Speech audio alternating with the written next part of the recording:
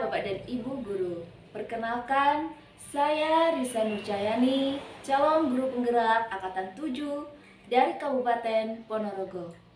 Di sini saya akan memenuhi tugas dari demonstrasi kontekstual 3.1, yaitu praktik pengambilan keputusan di suatu lembaga.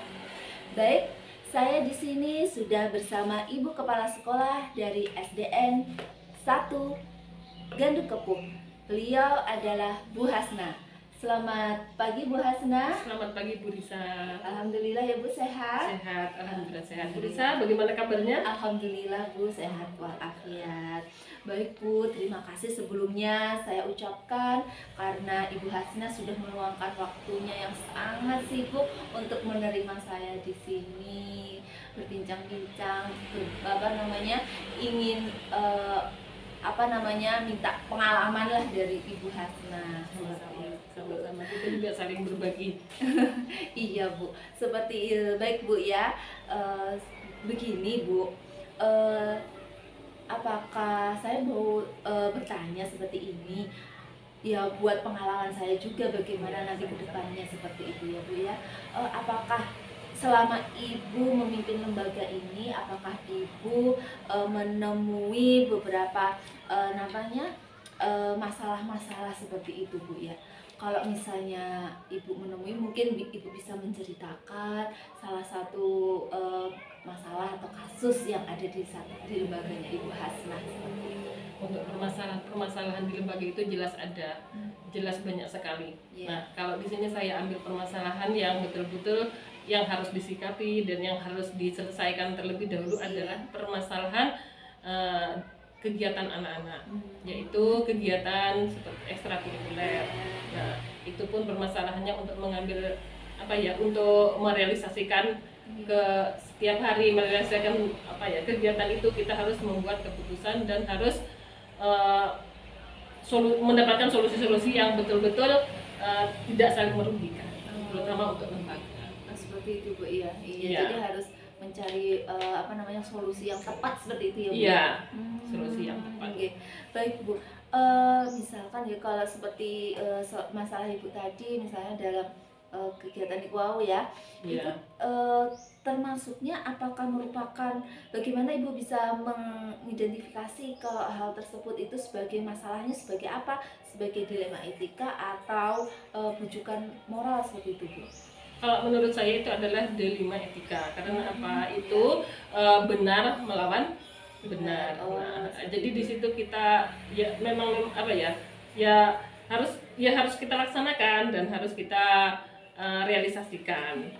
Oh, seperti itu ya Bu ya. Iya. Setelah ini ya Bu ya, bagaimana panjenengan itu menjalankan mengambil keputusan di sekolah jenengan itu dalam kasus seperti itu, masalah yang jenengan telah utarakan Bu? Nah, untuk permasalahan itu ya, nah itu kita untuk menyelesaikannya kita terutama berkomunikasi dengan komite dulu. Nah, terus yang kedua kita berkomunikasi dengan Bapak dan Ibu guru. Terus yang ketiga kita berkomunikasi dengan wali murid. Nah, terus yang selanjutnya kita juga bisa berkomunikasi dengan masyarakat yang mempunyai contohnya mempunyai tempat-tempat yang bisa digunakan seperti tari itu ya. Bisa digunakan untuk gitu ya Bu ya. Kerjasama, kita pinjam. Contohnya karawitan, itu juga kita bekerja sama dengan masyarakat lingkungan sekitar. Wah, hebat sekali ya Bu ya, sudah melibatkan seluruhnya yang ada di sekitar sekolah. Baik Ibu, setelah itu tadi mungkin apakah ada langkah-langkah tertentu atau prosedur apa yang bisa Ibu ambil dalam melakukan hal tersebut selama ini? Untuk langkahnya ya, untuk langkah-langkahnya pertama setelah kita membuat kesepakatan dengan komite, dengan masyarakat, dengan orang tua, dengan guru, maka kita membuat jadwal yang benar-benar kita aktifkan selama kegiatan ekstrakurikuler tersebut. Terus yang selanjutnya kita juga selalu bekerja sama dengan pihak lain gitu ya. Seperti sanggar. Iya, itu untuk tari ya Bu? Ya, untuk tari. Terus untuk ekstrakurikuler apa itu komputer, itu Iya. juga kita memanggil apa ya, pengisi Iya, gurunya seperti gurunya itu ya. ya kita panggil ke Yang sini. lebih mahir lagi seperti Iya, itu ya. yang punya skill Di untuk bidangnya. di bidang Komputer. TI. Oh iya iya, hebat sekali ya Bu ya. Banyak yang pihak-pihak yang terlibat dalam hal ini ya Bu ya. Iya, betul. Salah satunya ya sanggar seperti itu ya Bu ya. Baik Ibu, selama ini ada langkah-langkah yang atau prosedur yang telah jenengan ambil seperti itu ya Bu ya. Selama ini menurut Anda, menurut Ibu Hasna, apakah ada hal yang lebih efektif sekali dalam pengambilan keputusan yang telah Ibu Hasna ambil seperti itu? Yang paling efektif kira-kira apa ya Bu ya? Misalnya paling jitu dalam kegiatan tersebut Bu. Untuk itu yang paling efektif adalah kita melibatkan guru itu sebagai pendamping. Iya. Dan yang kedua, kita juga melibatkan pendamping yang lain. Misalnya untuk ya mungkin guru di sini kurang di dalam seni, maka Iya. kita panggil sini. Contohnya untuk pantomim, nah itu kita bekerja sama dengan guru yang lain. Terus untuk drum band juga. Nah, Iya. drum band itu kan kemungkinan guru di sini tidak menguasai Iya. seni drum band, maka kita Iya. bekerja sama dengan guru yang lain yang betul-betul menguasai seni drum. Jenis drum band tersebut. Iya. Oh iya. Maka dari itu tadi ya Bu ya, karena ada hal-hal itu tadi, apa ya Bu ya, setelah tadi ada kegiatan banyak itu tadi, adakah tantangan yang selama ini Ibu Hasna temukan dalam perjalanan kegiatan tersebut Ibu? Tantangannya banyak sekali Bu Risa, tapi yang terpenting menurut saya itu biaya dana Bu Risa. Iya. Nah, untuk mengambil apa ya, ekstrakurikuler semua kita ambil gitu ya, nanti Iya. dalam kegiatan 1 semester atau 1 Iya. tahun itu kita harus mengalahkan salah satu kegiatan karena apa? Yang mana lebih penting ya kita dulukan. Contohnya seperti karawitan ya, Iya. karawitan kita membutuhkan dana yang banyak. Nah, Iya. kita ya mikir-mikir dulu Iya. mana tuh yang lebih penting, maka memang hubungannya sama dana. Iya. Jadi sama dana itu. Jadi kita harus mengambil kegiatan yang terpenting dalam 1 tahun itu yang harus kita realisasikan. Oh, baik seperti itu ya Bu ya. Jadi harus mencari Iya. dalam tantangan yang jenengan hadapi selama pengambilan keputusan itu harus mencari yang paling Yang utama terpenting. terlebih dahulu ya Bu ya, penting terlebih dahulu seperti itu ya Bu ya. Iya. Baik Ibu, setelah kegiatan seperti itu ya Bu, mungkin ada masalah-masalah seperti itu. Apakah Ibu Hasna punya target sendiri atau menjadwalkan masalah-masalah tersebut itu biar misalnya untuk menyelesaikannya seperti itu Bu, atau apa harus besok atau apa, atau dijadwal seperti itu Bu? Nah, untuk itu kalau menurut saya Iya. refleksi Bu di saya. Iya. Jadi untuk penjadwalan itu Fleksibel kalau menurut ya. ya direfleksi. Jadi kegiatan kita yang belum kita laksanakan itu apa? Oh. Ya kita apa ya? Ya kita rencanakan untuk tahun depan. Dan untuk itu tetap kita jadwal. Misalnya ada Iya. kita rapat dulu ya. Iya. Nah, untuk menyelesaikan itu kita harus mengadakan rapat. Tidak bisa saya mengadakan, maksudnya memutuskan misalnya komputer Iya. kita hilangkan, kan tidak bisa, harus mengadakan rapat dulu, harus Iya. mengadakan kesepakatan dulu, membentuk kesepakatan. Iya. Oh, begitu ya Bu ya. Jadi penjadwalannya misalkan kalau ya dengan tadi yang awal misalnya mana yang lebih dahulu yang Iya. didahulukan, nanti mungkin yang belum didahulukan bisa berikutnya seperti itu ya Bu. Yang tidak terlaksana Laksana bisa berikutnya. kita laksanakan berikutnya. Oh iya ya, itu ya Bu ya, rencananya, maksudnya solusinya seperti itu ya Bu seperti ya. itu. Oh iya, hebat sekali ya Bu ya. Jadi semuanya nggak harus hilang seperti itu ya, semuanya Iya. harus berjalan tapi sesuai dengan jadwal seperti Jadi itu, kita Bu, ya. cuma melihat yang lebih penting apa, misalnya drum band, kita bisa dengan dana segitu kita Iya. melaksanakan drum band. Iya. Terus pramuka, lomba pramuka, dan kita harus apa ya kita laksanakan sesuai Iya. dengan kemampuan kita. Wah, hebat Yang sekali, belum ya Bu, kita iya laksanakan untuk berikutnya kegiatan seperti itu. Wah. berikutnya. Oh iya ya, hebat sekali Bu. Jadi semuanya bisa tercover walaupun beda Iya. jadwal seperti itu ya Bu ya. Nah, dalam sepertinya kan sibuk sekali ya Bu ya jadwalnya jenengan selama itu untuk mengatur atau membuat keputusan-keputusan dalam kegiatan tersebut. Mungkin dalam pengambilan keputusan dari Ibu Hasna mungkin ada seseorang atau mungkin ada faktor-faktor yang selama ini yang membantu atau mendukung jenengan dalam pengambilan keputusan tersebut. Oh, betul-betul ada ya Bu Risa, Ya. terutama dari Bapak Ibu guru Bu Risa, itu salah satunya pendukung untuk kegiatan kita di sekolah, Iya. gitu, untuk memajukan apa ya, memajukan misi dan misi sekolah itu. Kalau menurut saya benar-benar dari Bapak Ibu guru, maksudnya fokus pada Bapak Ibu guru. Dan yang kedua adalah anak-anak. Nah, anak-anak itu kita selalu memotivasi Bu Risa. Ya. Gurunya semangat, kalau anak-anak tidak semangat kan tidak bisa. Kita iya. harus memotivasi. Ya sewaktu-waktu kita harus memotivasi terus. Iya. Memotivasi anak-anak ya Bu. Ya untuk latihan, untuk latihan. iya. Kadang kan anak-anak itu kan kadang yo ada rasa malas, Iya. ada rasa bosan, jenuh gitu. Jadi kita Iya. selalu memotivasinya. Wah, hebat sekali Bu ya. Jadi anak-anak banyak seperti itu bisa mengikuti kegiatan tersebut tetap semangat ya Bu ya. Iya, Banyak dengan kegiatannya. Baik Ibu, sekian dari semuanya di wawancara kita tadi, dari awal sampai akhir pembicaraan tadi. Mungkin ya Bu ya, ada hal yang perlu disampaikan, mungkin ada pembelajaran yang dapat kita petik, misalnya seperti itu, mungkin yang dapat dipetik dalam beberapa kasus tadi, kegiatan-kegiatan jalan tadi yang dapat dipetik seperti itu.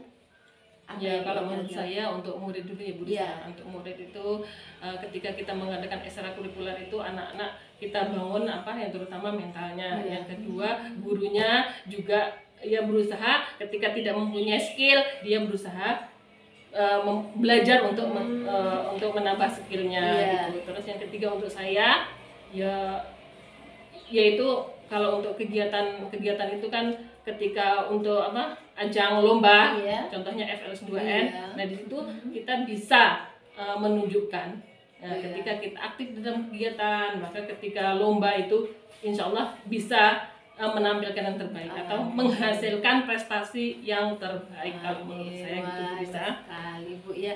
Iya. Jadi setiap kegiatan itu muaranya tetap berpihak sama anak ya Bu Iya, ya. betul. Iya, betul Iya. sekali ya.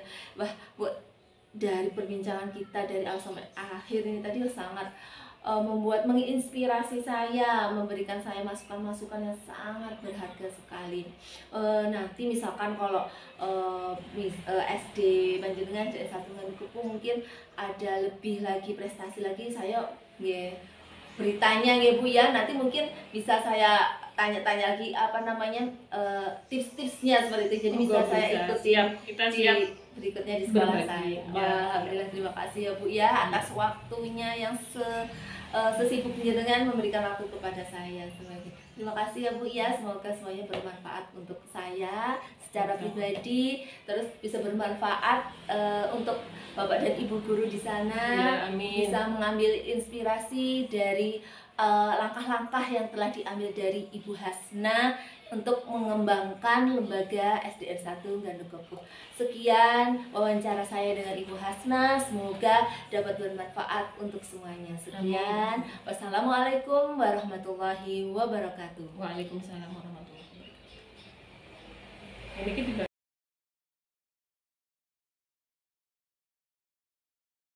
Assalamualaikum warahmatullahi wabarakatuh. Waalaikumsalam warahmatullahi wabarakatuh. Saya Risa Nurjayani dalam kegiatan hari kedua wawancara tentang praktik pengambilan keputusan di suatu lembaga oleh pimpinan atau kepala sekolah modul 3.1 demonstrasi kontekstual. Untuk hari ini saya berada di salah satu lembaga yang luar biasa, yaitu SDN 3 Ngasinan, bersama pimpinan atau kepala sekolah SDN 3 Ngasinan, yaitu Ibu Siti Romatun SPD. Selamat pagi Ibu Siti Romatun. Selamat pagi Ibu Risa. Alhamdulillah sehat ya Bu ya. Alhamdulillah. Alhamdulillah. Hari ini cerah ceria ya Bu ya. Iya. Bu Risa juga hari ini. Alhamdulillah. Iya Bu. Terima kasih sekali loh Bu. Saya sudah diizinkan kemari ke SDN yang luar biasa hebat ini, SDN 3 Ngasinan. Diberikan kesempatan bagi saya untuk lebih mengenal lagi SDN 3 Ngasinan yang mungkin ada hal yang lebih menarik atau apa yang bisa saya ambil pelajarannya untuk saya di sini Bu. Iya. Bu, begini Bu, saya di sini dalam kegiatan yaitu pengambilan keputusan di suatu lembaga oleh Ibu Siti Rohmatun di sekolah ini. Mungkin ya Bu ya, di sekolah ini mungkin Ibu Siti ada suatu permasalahan di sekolah seperti itu. Mungkin Ibu Siti bisa menceritakan salah satunya lah dari sekian banyak mungkin ya Bu ya. Iya. Iya Bu Risa, di suatu lembaga itu pasti ada permasalahan-permasalahan di dalamnya. Nah, di sini saya akan mengkaji salah satu permasalahan dari lembaga saya, yaitu di mana sekolah kami itu kekurangan tenaga pendidik. Awalnya itu sudah cukup Bu Risa, tapi karena salah satu harus mengambil cuti, GTT kami mengambil cuti untuk mengikuti PPG Prajabatan berada di Malang selama 2 semester atau 1 tahun. Otomatis di situ ada kelas yang kosong, tidak ada guru yang mengampu di situ. Nah, di situ permasalahan dari diri saya Bu Risa, antara saya harus mengambil GTT baru atau saya tetap tidak mengambil dengan antisipasi memperdayakan tenaga kerja yang sudah ada di situ. Tapi di situ tetap kami merasa ada sesuatu yang kurang Bu Risa. Karena apa? Tetap kurang satu guru atau satu tenaga pendidik itu ada yang terabaikan di situ. Wah, iya ya Bu ya, sangat membingungkan ya Bu ya seperti itu. Dalam kegiatan seperti itu ya Bu ya, dalam permasalahan yang jenengan hadapi seperti itu, di sini kan ada 2 hal dalam kasus-kasus itu, ada 2. Yang pertama itu seperti etika moral, bujukan moral, di mana dalam bujukan moral tersebut itu nanti ada putusan benar melawan hal yang salah seperti itu. Dan ada yang kedua adalah dilema etika ya Bu ya, mungkin ada hal yang benar melawan hal yang benar. Kalau menurut Ibu Siti sendiri, di dalam permasalahan yang telah Ibu Siti sampaikan tadi itu termasuk yang bagian mana ya Bu ya? Kalau menurut saya ya Bu, itu termasuk dilema etika, yang mana asumsi saya menyimpulkan bahwa itu dilema etika karena tidak ada kasus ranah hukum di situ. Gitu. Jadi di situ permasalahannya hanya bagaimana lembaga itu mengkondisikan kekurangan tenaga pendidik itu agar semuanya bisa berjalan dengan baik, anak-anak tidak terabaikan dan gurunya bisa tercukupi. Iya Bu ya, keputusannya emang suatu hal yang tuh sangat membingungkan seperti itu ya Bu ya. Iya. Baik Ibu, setelah seperti itu ya Bu, mungkin ada langkah-langkah apa atau prosedur apa yang Ibu Siti ambil dalam pengambilan keputusan? Di sini saya mengambil langkah yang pertama, yaitu mengkomunikasikan hal tersebut dengan teman-teman guru saya. Di situ saya musyawarahkan bagaimana langkah terbaik, apakah kita perlu mengambil GTT baru atau tidak, karena itu juga berdampak pada keuangan sekolah Bu Risa. Otomatis saya harus membicarakan ini semua baik dengan guru, dengan komite, atau bahkan dengan pengawas sekolah Bu Risa. Saya melibatkan pengawas sekolah ini terkait dengan penambahan jumlah pengajar atau tenaga pendidik. Kalau pengawas tidak tahu nanti salah saya di situ. Terus begini Bu Risa, misalkan saya mengambil GTT baru, itu nanti seandainya yang cuti itu tadi selesai, itu juga butuh pemikiran lagi Bu Risa. Nah, solusinya itu masih kami pertimbangkan bagaimana langkah terbaiknya. Jadi di sini kami saran-saran dari teman-teman masih saya tampung sementara ini. Jadi untuk keputusannya nanti akan kami ambil yang terbaik bisa. Iya Bu ya. Jadi melibatkan seluruh elemen yang ada di sekolah seperti itu ya Bu ya, untuk dalam pengambilan keputusan dan mencari solusi yang terbaik seperti itu. Iya, Bu. bisa. Baik Ibu, dalam pengambilan keputusan tadi, langkah-langkah yang telah dengan jabarkan tadi sebelumnya, adakah hal-hal yang Ibu anggap lebih efektif sekali dalam menangani hal tersebut? Iya, hal yang efektif yang saya lakukan di sini yaitu tetap menjalankan komitmen agar anak-anak tidak terabaikan.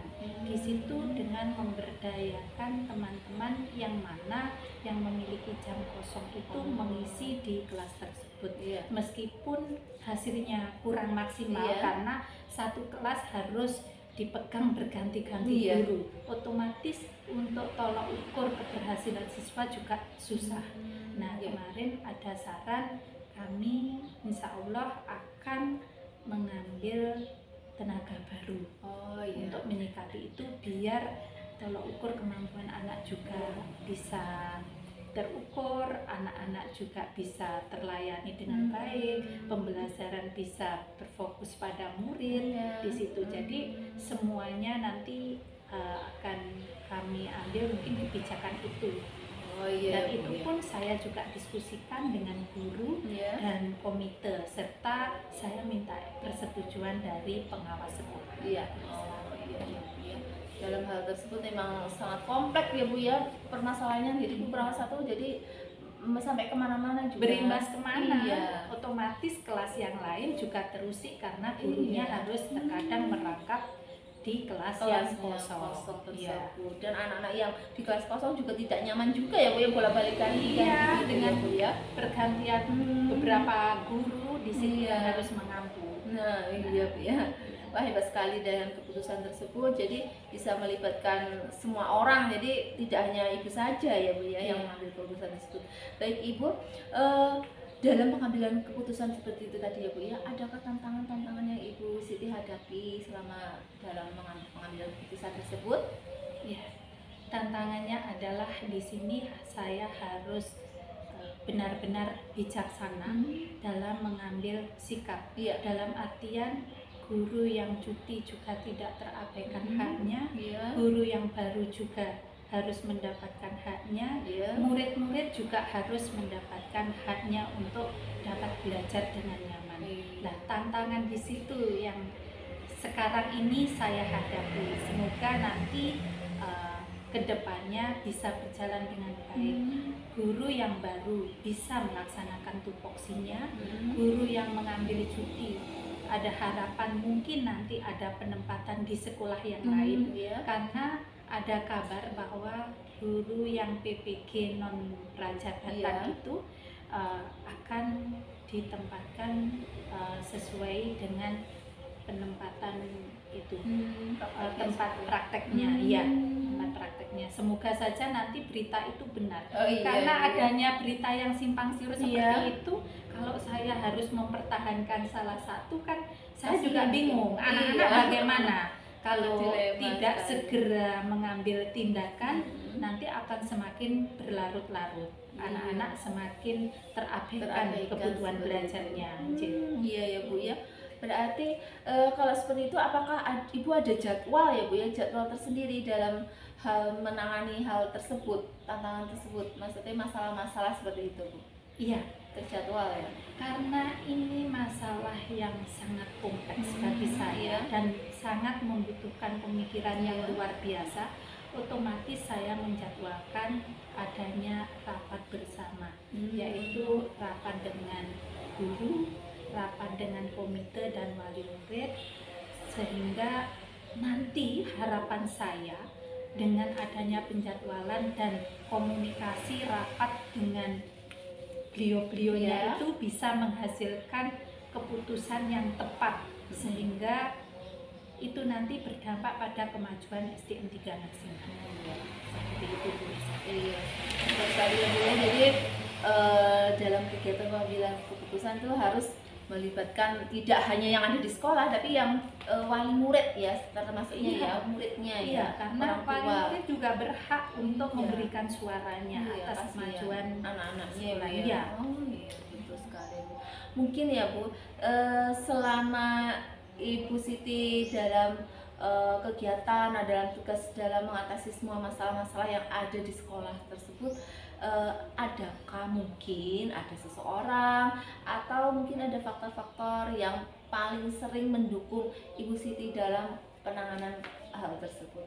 Iya, seseorang atau faktor-faktor yang sangat mendukung saya adalah rekan saya dalam bekerja. Iya. Semua guru selalu saya libatkan, saya ajak komunikasi dalam menyelesaikan suatu permasalahan. Saya tidak bisa egois untuk mengambil keputusan sepihak dalam menyelesaikan suatu permasalahan.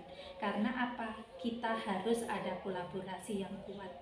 Saya tidak bisa berjalan sendiri tanpa mereka, dan mereka juga tidak bisa berjalan tanpa saya.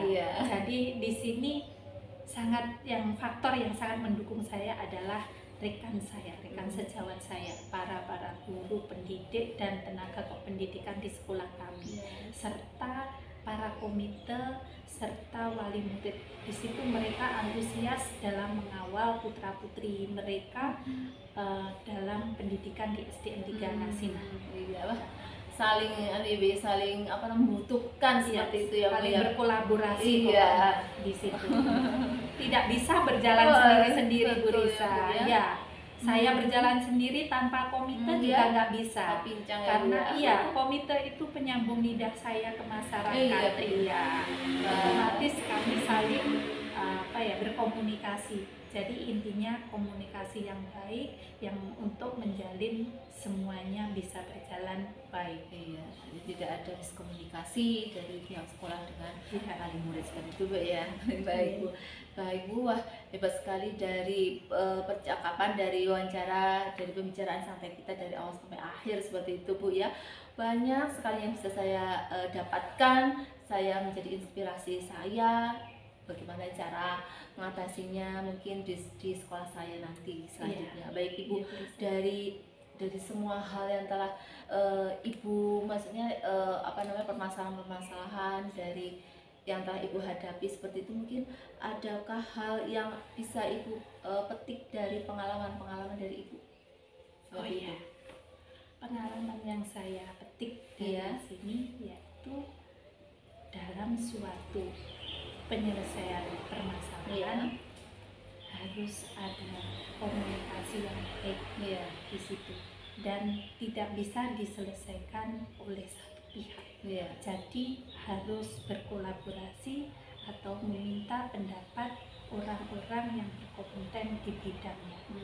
Kita harus saling mengkomunikasikan, mengambil keputusan bersama dan menjalankan keputusan itu bersama-sama. Meskipun terkadang sebuah keputusan itu terkadang ada yang tidak berkenan dengan keputusan itu, tapi harus legowo, harus lembar hati untuk menerima itu, karena memang tidak semua pemikiran kita bisa diterima oleh orang lain. Tetapi keputusan itu diambil dengan suara terbanyak, dengan mempertimbangkan semua hal yang terkait dengan permasalahan itu. Dampak negatifnya juga kita pikirkan, jangka pendek dan jangka panjangnya juga harus kita pikirkan. Sekali Bu, ya. Jadi semuanya harus berkolaborasi, semuanya harus apalagi saling menerima ya Bu, ya, berlapang dada seperti itu Bu, ya. Wah hebat sekali pengalaman-pengalaman yang saya dapatkan dari Ibu Siti di SDN 3 Ngasinan ini. Saya juga berharap nanti di kemudian hari saya mendapatkan kabar lagi bahwa SD 3 Ngasinan itu lebih ke depan lagi, lebih baik lagi seperti itu ya.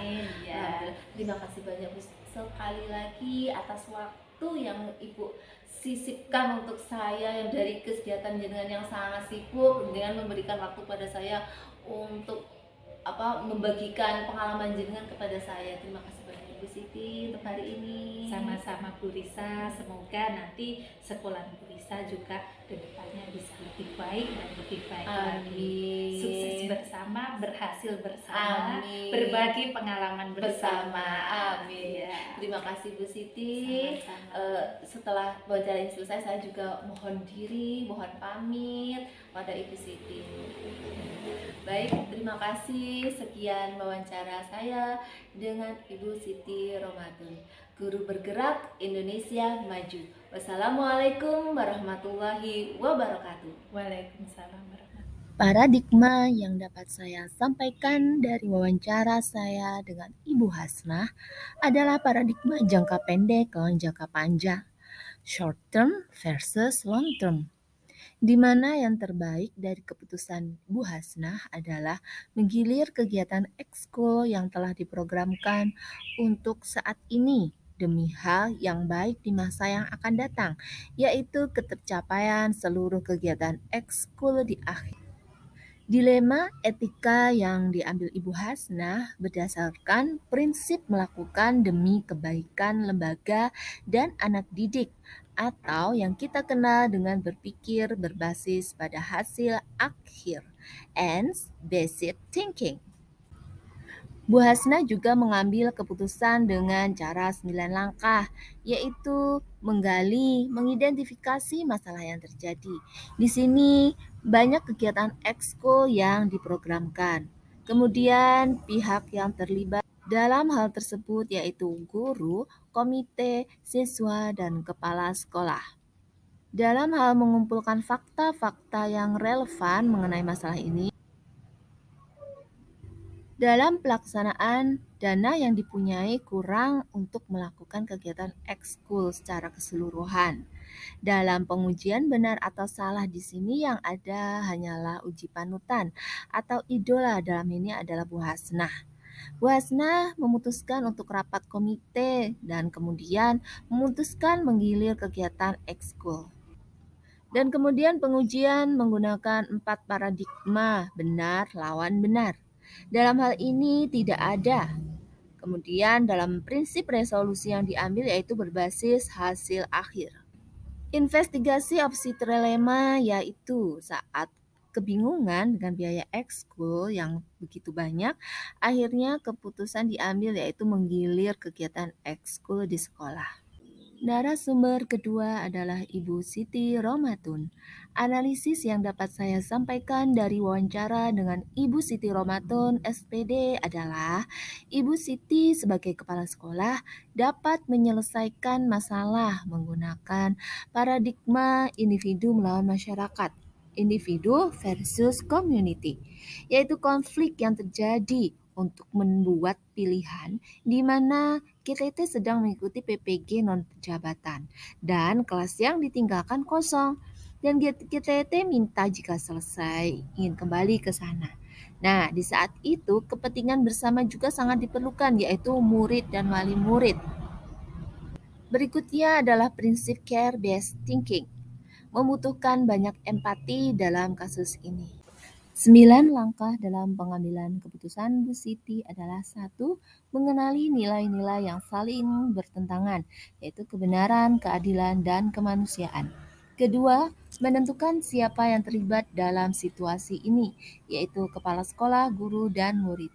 Ketiga, kumpulkan fakta-fakta yang relevan dalam situasi ini. Ada kelas yang ditinggalkan, murid-murid terbengkalai, guru-guru lain tidak bisa full mengawasi kelas yang kosong. Keempat, dalam tindakan pengujian benar atau salah di sini hanyalah uji intuisi dan uji panutan, yaitu KTT tersebut menginginkan tetap berada di situ jika kembali dari PPG.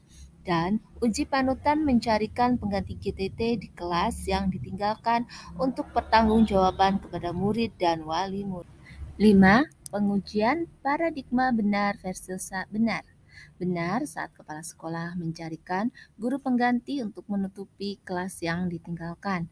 Yang keenam, melakukan prinsip resolusi berpikir berbasis ends-based thinking, yaitu berpikir melakukan demi kebaikan orang banyak. Yang ketujuh, investigasi opsi trilema, memberikan kebebasan kepada GTT tersebut untuk kembali lagi atau mencari sekolah lain setelah PPG. Kedelapan adalah keputusan, yaitu mencari guru pengganti untuk kekosongan kelas dan menerima semua keputusan dari guru PPG. Kesembilan, lihat lagi keputusan dan refleksikan. Dari keputusan yang diambil adalah dengan mencari guru pengganti sementara. Kemudian kalau saya di posisinya Bu Siti, pasti sangat bingung dengan adanya kekosongan kelas dan anak-anak terbengkalai. Kemudian ambil pelajaran dari kasus adalah adanya kerjasama antara seluruh warga sekolah dan komite.